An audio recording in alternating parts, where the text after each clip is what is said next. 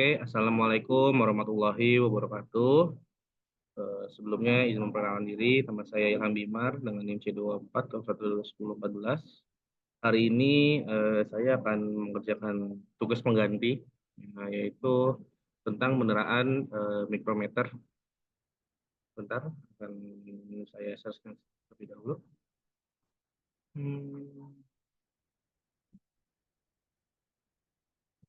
Oke, sudah kelihatan ya.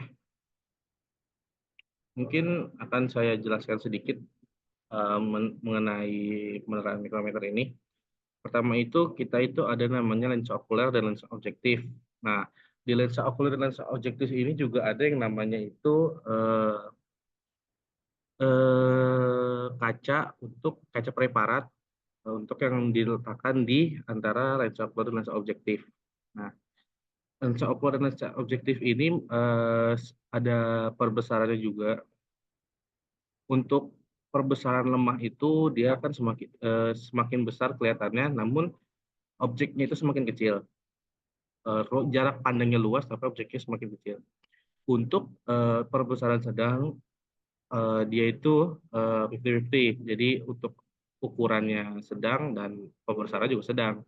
Nah, untuk di perbesaran yang kuat, dia citra objeknya besar, namun bidang pandang dari lensanya itu sendiri kecil. Oke, lanjut ke skalanya ya. Nah, di sini ada mikrometer objektif. Nah, mikrometer objektif ini terdiri dari satu skala objektif itu sama dengan 1 mm. Nah, sedangkan untuk satu skala objektif itu sama dengan 0,1 mm atau 10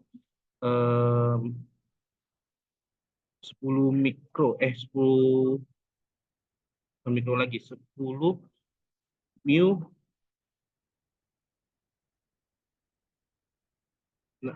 nanometer ya. Lalu ada mikro mikrometer okuler. Nah, mikrometer okuler ini adalah dia ini dia ini bisa dibilang adalah kaca untuk diletakkan di nanti di antara lensa objektif dan lensa okuler. Nah, di sini ada menera mikrometer. Nah, menera mikrometer ini ada skala okuler sama skala objektif. Contohnya itu misalkan ada 40 skala okuler, itu sama dengan 100 skala objektif. Nah, untuk satu skala okuler itu sama dengan 100 dibagi 40 dikali tadi 10 mu meter sama dengan 2,5 mm. Nah, di sini ada eh, garis-garisnya, bisa dilihat bahwa 10 skala okuler itu sama dengan 4 skala objektif.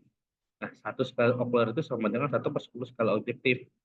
Jadi kalau bisa dilihat, di sini kan ada namanya okuler sama si mikrometer stick-nya ini. Nah, dia itu harus sejajar garisnya ini. Sejajar garisnya ini. Ini tuh biar bisa menghitung dari lensa okuler itu sendiri. Di sini ada juga pengukuran ketebalan objek.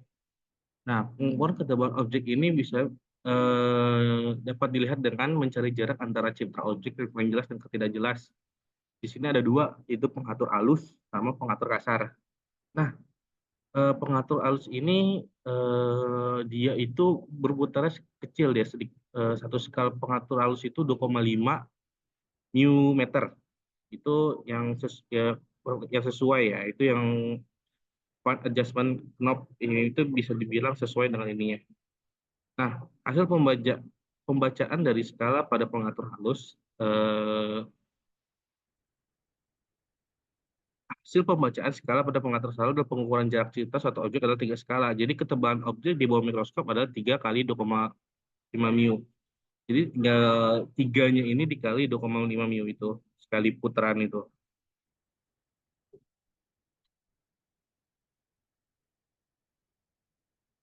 Ini ntar dulu ya, terakhir mau dijelasin terus sedikit yang pengukuran ketebalan objek ini berpengaruh juga untuk pengatur kasar ya. Jadi misalkan kalian menggunakan perbesaran 10 kali 4.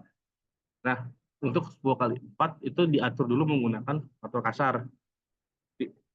Diputer sampai dia kelihatan. Ketika sudah jelas kelihatan, kita tukar misalkan pakai 10 kali 10, kita puter. Nah, pas kita putar pakai 10 kali 10 itu kita adjustment-nya itu menggunakan pengatur alus. Nah, pengatur alus ini digunakan untuk memfokuskan dari yang sudah kita pakai perubahan lensa tadi. Oke, lanjut ke pengukuran volume ya. Pengukuran volume ini eh, menduga kelimpahan relatif dalam bentuk biomasa basah. Caranya itu pengukuran dimensi sel mikroalgae dengan geometric models. Untuk bentuk sel mikroalgae diberikan bentuk geometrik sederhana seperti silinder, bola, kerucut, balok, dan lain-lain. Misalkan nih ada Poskilodiscus. Poskilodiscus kan lebih ke lingkaran ya. Nah, lingkaran ini lebih ke silinder atau mungkin ke bola nanti. Lebih ke arah silinder dan itu dihitung diameternya. Dan sini udah ada volumenya. Volume silinder itu volume Pi kali R kuadrat kali H sama dengan Pi per 4 kali D kuadrat kali H. Nah, untuk navikula sendiri kan dia bentuknya sedikit lonjong ya. Nah, dia itu seperti elips, bisa dibilang. Itu punya rumus Pi sama dengan Pi per 4 kali A kali B kali C. Nah, di sini ada gambar pengukuran volume dengan menggunakan kaca kaca dari lensa Opler tadi. Bisa dilihat pengukurannya dari 0 sampai berapa itu bisa dihitung nanti menggunakan mikroskop dan nanti dihitung dengan rumus yang di atas menggunakan rumus biomasa. Nah, bobot basa mikroalgae dihitung dengan cara mengalihkan volume sel dengan massa jenis air sesuai dengan media airnya, tergantung dia itu di air mana juga. Jadi kan ada massa jenis airnya juga. Nah, rumus massa jenis air itu M per V atau enggak kita mencari bobot basanya itu sama dengan P kali V. Dan biomasa basahnya itu bisa dengan N dikali M. N itu dari kelimpahan dan M itu bobot basahnya.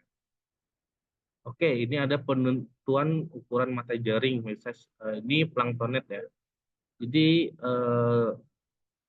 kalau misalkan kita menggunakan planktonet dengan perbesaran 10 kali 4, 10 kali 10 sama 10 kali 40 itu sama atau tidak ukurannya. Misalkan 10 kali 4 disamain dengan 10 kali 10. Kita lihat apakah sama ukurannya. Kalau misalkan sama, berarti benar. Kalau salah, beda berarti salah gitu. Dan misalkan kalau misalkan 10 kali 4 dikalikan dengan tadi yang di atas, berapakah ukurannya, apakah sama, apakah berbeda, itu nanti bisa kalian cari gitu. Mungkin sekian saja dari micro teaching yang saya lakukan, bukan micro teaching, tugas pengganti yang saya lakukan. Mungkin kurang lebihnya saya mohon maaf. Wassalamualaikum warahmatullahi wabarakatuh.